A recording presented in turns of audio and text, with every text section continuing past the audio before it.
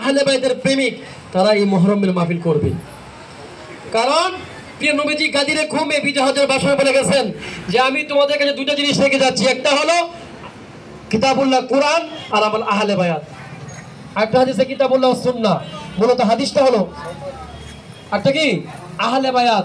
যারা আহলে বায়াতকে মহব্বত করবে, যারা কোরআন এবং সুন্নাহ এবং আহলে বায়াতকে আঁকড়ে ধরবে, এরা হলো ঈমানদার। এরা কি? আর যারা আহলে বায়াতের বিরোধিতা করবে, মান আহাব্বাল হাসান হুসেন ফাকাত আহাব্বানি ওয়া মান আবগাদাহুমা ফাকাত আবগাদানি, যে আমার হাসান হুসেনকে মহব্বত করবে সে আমি নবীকেই মহব্বত করলো। সুবহানাল্লাহ বলেন। যে আমার হাসান হুসেনকে বিরোধাচরণ করবে সে আমি নবীর সাথে বিরোধাচরণ করলো। বিরোধাচরণ করলো কে?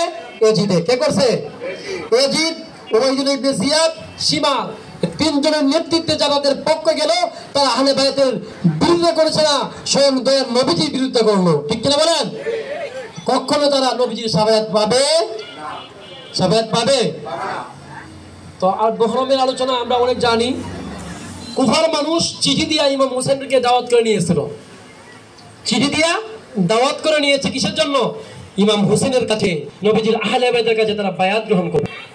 দাওয়াত দিয়ে নিয়ে কুফার মানুষ কি করলো? উবাইদুল্লাহ ইবনে জিয়াদের ভয়ে, অনেক লম্বা ঘটনা, উবাইদুল্লাহ ইবনে জিয়াদের ভয়ে এজিদ উবাইদুল্লাহ ইবনে জিয়াদকে কুফার গভর্নর বানাইলো।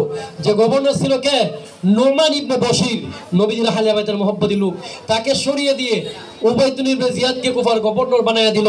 এখন উবাইদুল্লাহ ইবনে জিয়াদ ঘোষণা করছে, যারা ইমাম হোসেনের পক্ষে মুসলিমিল আকিদের কাছে বায়াত গ্রহণ করেছো তোমাদের প্রত্যেককে শিরচ্ছেদ করা হবে। আজকে শিয়া যারা অতি ভক্তি সুরের লক্ষণ, শিয়া যারা অতি ভক্তি, তারা আজকে ইমাম হোসেনকে চিনি দিয়ে আনলো।